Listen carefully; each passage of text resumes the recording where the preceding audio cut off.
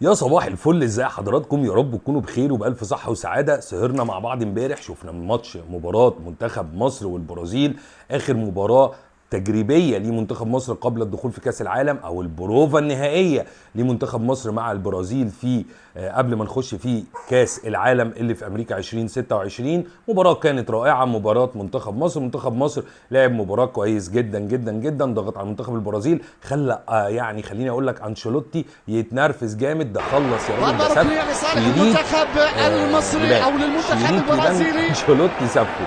ولكن مش دي قصتي، اتكلمنا فيها احيانا كرة واتكلمنا فيها كتير القدم جدا تكون جدا. بص يا ابو الصحاب، يعني يا ريت تكمل الفيديو، في الاخر عندنا مفاجاه ان شاء الله تكون كويسه ليكوا جدا، فيا ريت نكمل الفيديو للاخر وتابعونا. يلا بينا نخش في احداث النهارده. هنتكلم في ايه؟ هنخرج بره الصندوق. يلا بينا يلا بينا.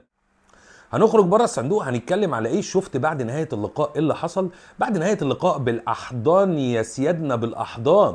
كارلو انشيلوتي وحسام حسن، وكلمتين كده على جنب زي يعني اخواتهم في الدوري الانجليزي. كارلو انشيلوتي بيقول له يا عم خلتني اسف يعني شريط لبان، ويعني خلتني قصاد الجمهور بتاعي ان انا مدمن. وفي نفس الوقت حسام حسن بيقول له برافو يا كارلو انشيلوتي، برضه يعني انت عملت مباراه كويسه، يعني مش مباراه وحشه لكن شد حيلك. اقول لك ان مباراه امبارح خلصت 2-1 لمنتخب البرازيل، ومنتخب مصر عمل مباراه هايله.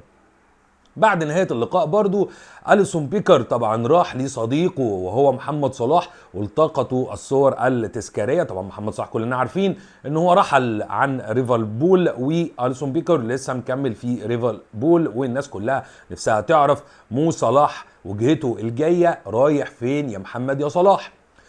وبعد كده دخل ألسون بيكر لمصطفى شوبير، وطلب من مصطفى شوبير المتعمق والامتداد التاريخي لحراسة مرمى منتخب مصر من أول الكابتن ثابت البطل رحمة الله عليه وإكرامي الكبير وحش أفريقيا، مرارا بأحمد شوبير الأب، وبعد ذلك المخضرم عصام الحضري السد العالي، ويأتي بعد ذلك أحمد الشناوي وإكرامي ومحمد الشناوي، وفي نهاية هذه السلسلة الكبيرة جدا جدا جدا يجي مصطفى شوبير، اللي يعني أنا بتوقع له إن هو بعد البطولة دي أو بعد كأس العالم لو مشي على نفس النهج هيروح فريق كبير جدا جدا جدا في أوروبا.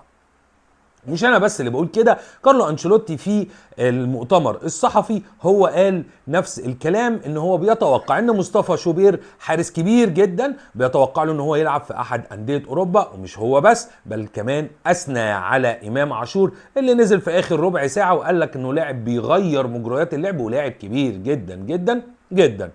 طبعا بعد اليسون بيكر راح على طول رافينيا وحمزه عبد الكريم، الاثنين في برشلونه، ولكن شتان بقى فريق اول والرديف او الناشئين. ولكن رافينيا عمل حركه جميله جدا جدا جدا، وقال لك الاتي، قال لك انا طبعا بدل التيشيرتات مع حمزه عبد الكريم، وقال له انا متابعك كويس جدا في الناشئين ومستنيك في الفريق الاول. ودي قوة دفع قوية جدا جدا لحمزة عشان يشتغل على نفسه. وبصراحة حمزة نزل في وقت قليل قوي، ما نقدرش نحكم عليه غير في اخر 10 دقايق، ولكن لعيب ولمسته للكورة بتبان. حمزة مهاجم قادم وبقوة في الكرة المصرية.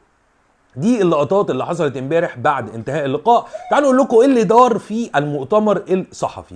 الكابتن حسام حسن طبعا الراجل قال انا بلاعب منتخب كبير وهو منتخب البرازيل، وناس كانت خايفه ان منتخب مصر يشيل 7 و8 و6، ولكن احنا بنشتغل على الادوات اللي عندنا واخترنا اللعيبه اللي تقدر تنفذ الكلام بتاعنا. وده اللي احنا بنقوله في لايفاتنا على طول، ان الراجل اختار القايمه واختار اللعيبه اللي تقدر تنفذ خطته، تقدر تنفذ طريقه لعبه اللي موجوده على ارض الواقع. ناس كتير هجمتنا وناس كتير كانت معانا، والحمد لله والشكر لله، ده اللي باين على ارض الواقع. قال من الممكن تكون او هتلاقي لعيبه كتير ممكن تكون لعيبه كويسه جدا وظهرت مستوى كويس جدا جدا في الدوري المصري، ولكن ممكن ما تكونش دوليا او طليق ان هي تبقى دوليا وتمثل منتخب مصر من وجهه نظري انا كحسام حسن وجهازه او جهازي المعاون. كابتن حسام خص نفسه بالموضوع ده، فكان واضح وصريح، وانا بحب الوضوح والصراحه، والراجل بالفعل كان شغال كويس جدا. برضو هيبان قصاد حضراتكم دلوقتي ازاي كان شغال واحنا بنتكلم. في نفس التوقيت خليني اقول لحضراتكم كارلو انشيلوتي على الناحيه الثانيه قال لك احنا قابلنا منتخب قوي، منتخب صعب، هو منتخب مصر، ما كانش لقمه صائغه. وفي نفس التوقيت زي ما قلنا اثنى على شوبير واثنى على امام عاشور. كارلو انشيلوتي الراجل 34 بطوله، اما يطلع يقول كده على منتخب مصر ويقول كده برضو على لاعبتنا، فنقدر نقول ان احنا ماشيين في التراك الصحيح يا عميد، وكمل زي ما انت مكمل. في اخر الكلام العميد ذكر بلجيكا وذكر ان مجموعه بتاعتنا الناس بتقول مجموعه سهله وي قال لك مفيش مجموعه سهله ما دام وصلوا لكاس العالم. العميد عنده حق واحنا بنأيده واحنا بنقول نفس الكلام. وكالعاده زي ما قلنا لحضراتكم في نهايه الفيديو هنقول لكم على مفاجاه كبيره جدا. يلا بينا. ما وعدنا حضراتكم ان شاء الله باذن الله، احنا ساعات بنغيب عنكم عشان كده يعني ما بتشوفوناش ساعات كتير، ولكن احنا مش بنغيب اونطه ولا بنغيب يعني فسحه ولا الكلام ده كله، لا لا، احنا بنحضر لحاجه كبيره جدا وحاجه جميله ان شاء الله باذن الله تنال اعجاب حضراتكم، وهنقدم لكم الكوره بشكل مختلف. هيكون ان شاء الله مع تومي ومحمد حسن ومصطفى السكري، وانا معاكم برضو محمد حاتم العبد الفقير. وفي نهاية الفيديو بتاعنا كالعادة يا أصدقائي الكرام وأحبائي، التوفيق لمنتخب مصر العظيم، وتحيا جمهورية مصر العربية، وإن شاء الله بإذن الله العلم المصري يرفرف في أرجاء أمريكا ونروح لأبعد مكان. وفي آخر الكلام كالعادة يا أصدقائي بنقول إيه؟ بنقول سلام. تعرف أنا بحبك ولا لا؟ طبعا يا عم. لا بحبك صحيح. انت بني ادم كويس.